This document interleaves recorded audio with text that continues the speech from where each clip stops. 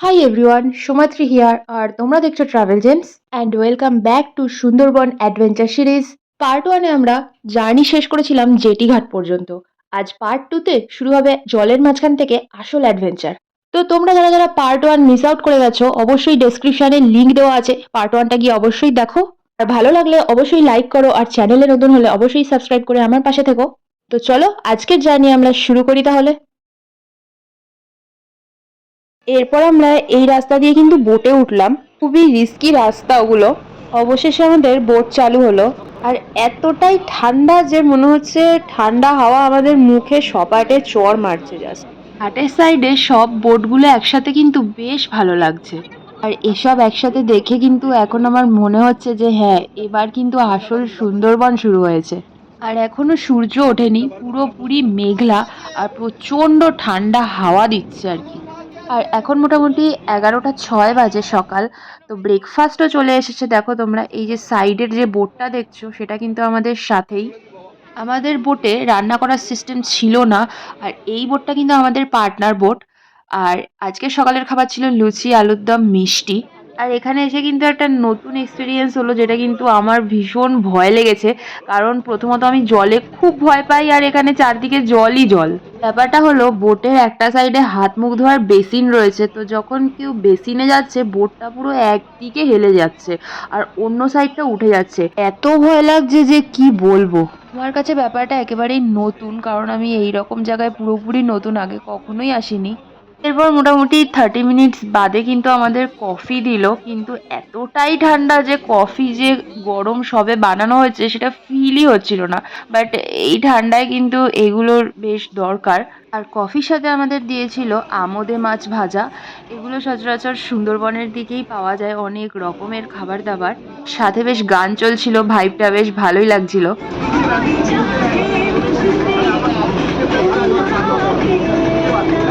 তো এরপর কিন্তু আমাদের একটা করে সকলকে সুইংয়ের ম্যাঙ্গো জুস দিল। এখনো অবধি কিছু দেখা শুরু করিনি, বাট খাওয়া দাওয়া কিন্তু আমাদের চালু আছে।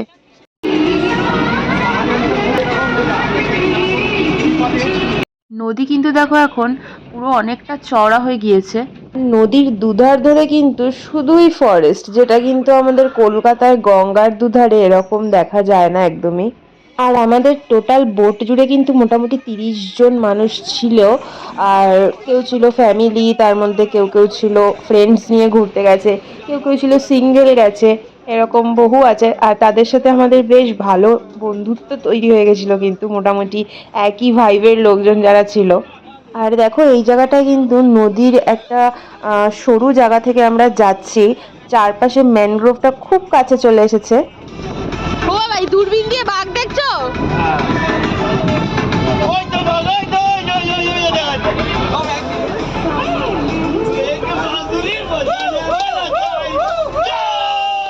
আর এখানে দেখো আমরা কিন্তু আগে থেকে কেউ কাউকে চিনতাম না, কিন্তু খুব সুন্দর একটা বন্ডিং বন্ধুত্ব এর মধ্যেই তৈরি হয়ে গেছে আমাদের সকলের। আর এখানে নদী কিন্তু আস্তে আস্তে ভীষণ চওড়া হচ্ছে, মানে পুরো মনে হচ্ছে যে আমরা সমুদ্রের মধ্যে ধীরে ধীরে প্রবেশ করছি। আমি আগে কখনো এরকম এক্সপিরিয়েন্স করিনি, তাই খুব ভালোও লাগছে আর আমার খুব ভয়ও লাগছে অ্যাকচুয়ালি। আর এখানে দেখো সাধারণ নাগরিকরা কিন্তু এভাবেই নৌকা পারাপার করেই তাদের জীবনযাত্রা চালাচ্ছে, কারণ এখানে কিন্তু কোনো ব্রিজ সিস্টেম নেই। তো অবশেষে আমরা আমাদের ফার্স্ট স্টপেজে পৌঁছলাম। এখন মোটামুটি 1:45 বাজে। সকাল থেকে বেশ মজা করতে করতেই কিন্তু নদীর মধ্যে থেকে টাইমটা কেটেই গেল। তো আমাদের ফার্স্ট স্টপেজ হলো গোসাবা। আর আস্তে আস্তে কিন্তু রোদ্দুর উঠলো, আর পুরো অ্যাটমসফিয়ারটা কিন্তু চেঞ্জ হয়ে গেল। শীতের মাঝেও রোদ্দুরের গরমটা একটা আলাদাই কমফোর্ট দিল। আমি তো ভেবেছিলাম যে রোদ্দুর না উঠলে আমাদের ঘোরাফেরাটাই পুরোপুরি বেকার যাবে। আর এখানে দেখো বেশ সুন্দর মার্কেট প্লেস আছে, সব কিছু মোটামুটি এখানটাতে কিন্তু অ্যাভেলেবেল আছে। তো গোসাবায় আমাদের ফার্স্ট প্লেস ভিজিট ছিল হ্যামিল্টন বাংলো। তো এখানে বলা হয় 1880-র দশকের দিকে British officer sir Daniel Hamilton এখানে তার নিজস্ব একটা বাংলো তৈরি করেছিলেন থাকবেন বলে। এটি হলো সেই বাংলো। আর সচরাচর আমরা বাংলো হিসাবে যেরকম আলিশান একটা স্ট্রাকচার বা যেটাই হোক বুঝি, এটা কিন্তু সেরকমটা নয়, পুরোটাই কাঠের উপরে বানানো। হয়তো বা সুন্দরবনের যে প্রাকৃতিক আনুষঙ্গিক ডিজাস্টার হোক বা সৌন্দর্য হোক, সেটার উপর ভিত্তি করেই, সেটার সাথে ম্যাচিং রেখেই হয়তো এরকম ধরনের বাংলোই তৈরি করেছিলেন। তো এটা কিন্তু একটা হেরিটেজ বা স্মৃতি বা যেটাই হোক, বেশ ভালো সুন্দর। এখনও সেই খিড়কির জানালাগুলো রয়েছে, যেটা পুরোনো দিনের কলকাতার দিকে আমরা দেখতে পাই, যেটা সাউথের দিকে দেখা যায় বিশেষ করে। এরপর আমরা হ্যামিল্টন বাংলো থেকে যাচ্ছি বেকন বাংলোর দিকে। তো এখানে কিন্তু গোসাবা থানাও পড়ছে। আর বেকন বাংলোকে রবীন্দ্রনাথের বাংলোও বলা হয়, কারণ সেখানে নাকি রবীন্দ্রনাথ এসে বিশ্রাম করেছিলেন, এসেছিলেন ভিজিট করতে। তো এখানে কিন্তু 50 টাকা করে টিকিট দিয়ে এখানটাতে আমাদের ঢুকতে হবে। এখানে কিন্তু খুব সুন্দর একটা সাজানো গোছানো পার্ক রয়েছে, যেখানে মূর্তিও রয়েছে। তো এরপর আমরা বেকন বাংলো দেখে আবার কিন্তু বোটে ফিরছি। গোসাবাতে আমাদের এই দুটো জিনিসই দেখার ছিল। তো এরপর আমরা আবার বোটে উঠলাম। যেহেতু অলরেডি অনেক দেরি হয়ে গিয়েছিল, 2টো বেজে গেছিলো, তাই নেক্সট ডেস্টিনেশনে যাওয়ার আগে কিন্তু আমাদের লাঞ্চটা সার্ভ করে দিয়েছে ওরা। জিলিপি আবার গাছে হয়। তো আজকের লাঞ্চে ছিল সাদা ভাত, ডাল, বেগুনি আর বাঁধাকপি ছিল, মাছের কারিও ছিল। আর বেগুনিটাকে দেখো কি সুন্দর গোল চাকতি চাকতি করে ওরা করেছে। আমরা সচরাচর লম্বা লম্বা করে বেগুনি করি এখানটাতে। তো বেশ খাবার দাবারের টেস্টও ভালোই ছিল। আর যেদিকে তাকাও চারদিকে জল, তার মাঝে টেবিল পেতে খাওয়ার এক্সপিরিয়েন্সটাই আলাদা।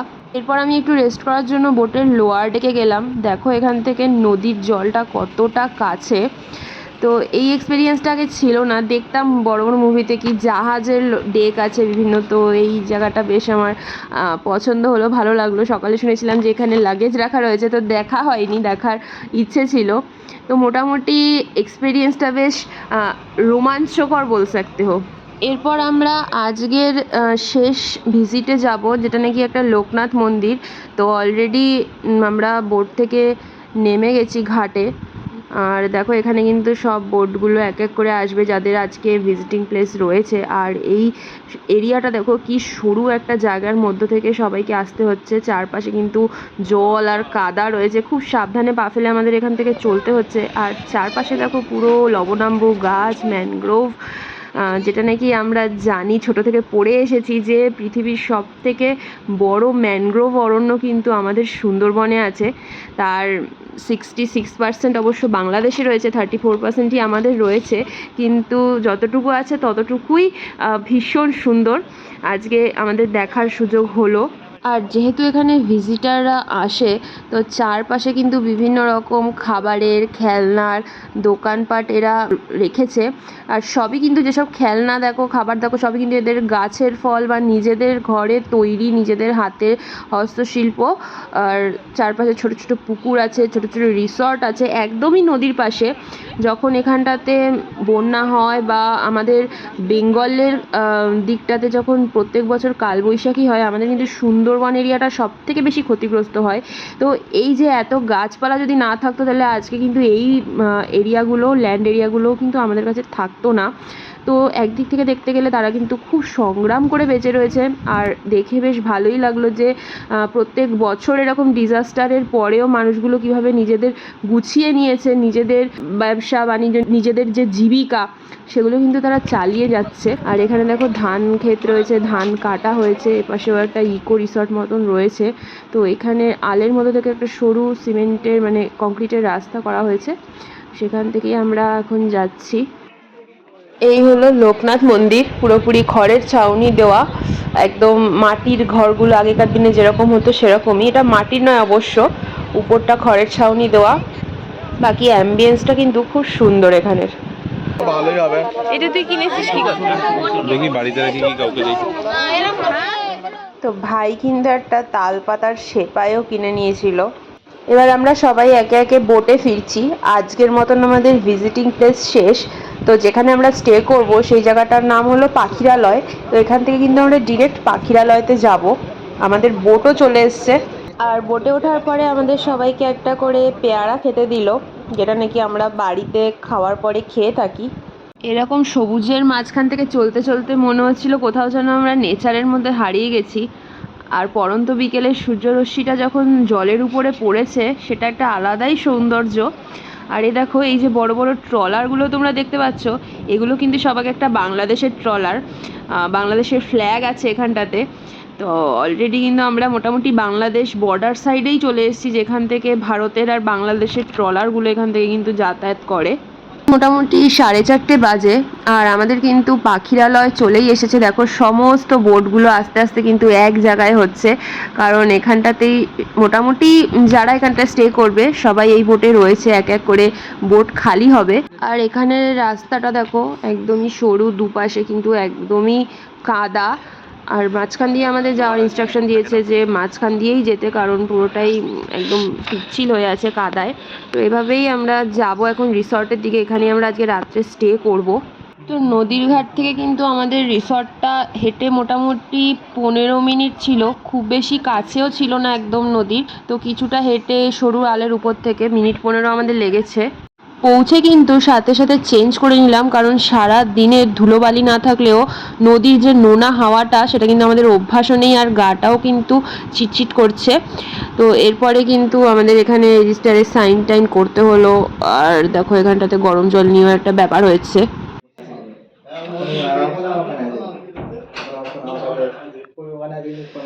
তা ঠান্ডার সময় তো যে কোনো জায়গায় গরম জলের ব্যবস্থাটা রাখা উচিত, এটাতে আবার টাকা দিয়ে। আমি তো করবো, যদি মালিক যেরকম বলেছিলাম তো করতে হবে। তো এদের বক্তব্য হলো শীতকাল হোক আর যাই হোক, এখন কনকনে ঠান্ডার সময়, তো আমাদের পে করে তারপর গরম জল নিতে হবে। সচরাচর আমরা কিন্তু দেখি যে গিজার থাকে, গিজার না থাকলে হোটেল থেকেই গরম জলের একটা ব্যবস্থা করে, বাট এখানে সেরকম সিস্টেম নয়। তো এরপর আমি একটু জাগে জল ভরে নিলাম। হোটেলে ঢোকার পরে কিন্তু আমাদের বললো যে হোটেলের সন্ধ্যের স্ন্যাক্স দেবে, আর সাথে কিন্তু বাউল গান হবে, বেশ স্থানীয় বাউলদের এখানে ওরা ইনভাইট করেছে। তো কম আলো আর নদীর হাওয়ার মধ্যে যে এই গানের সুর কিন্তু পুরো একটা মোমেন্টাম ক্রিয়েট হতে চলেছে। তো চলো তোমাদের সাথে শেয়ার করি।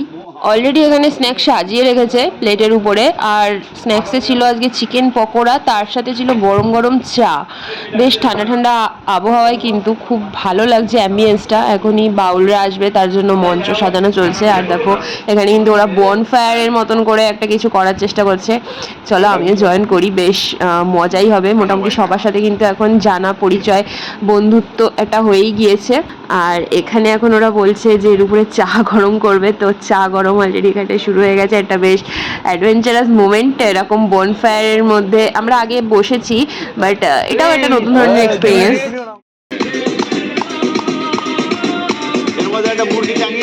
এতক্ষণে হয়েও যেত, অনেকটা হয়ে যেত। এখানে কিন্তু এই দাদারা একটা ভালো স্পিকার নিয়ে এসেছে, আর ওরা অলরেডি নাচও শুরু করে দিয়েছে গান চালিয়ে, যতক্ষণ না বাউল আসছে।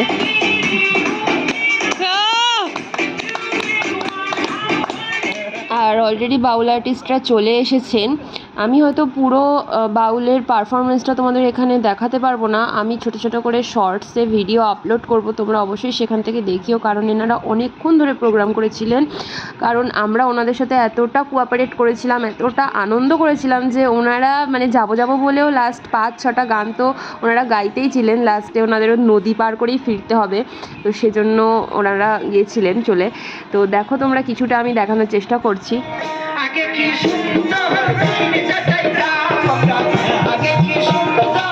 মাঝখানে কিন্তু লোডশেডিং হয়ে যাওয়ায় আমরা ওনাদের যাতে কোনো অসুবিধা না হয় সবাই ফ্ল্যাশ লাইট জ্বালিয়ে ওনাদের কোঅপারেট করেছিলাম যতক্ষণ না হোটেলের জেনারেটর চালু হচ্ছে। দেখো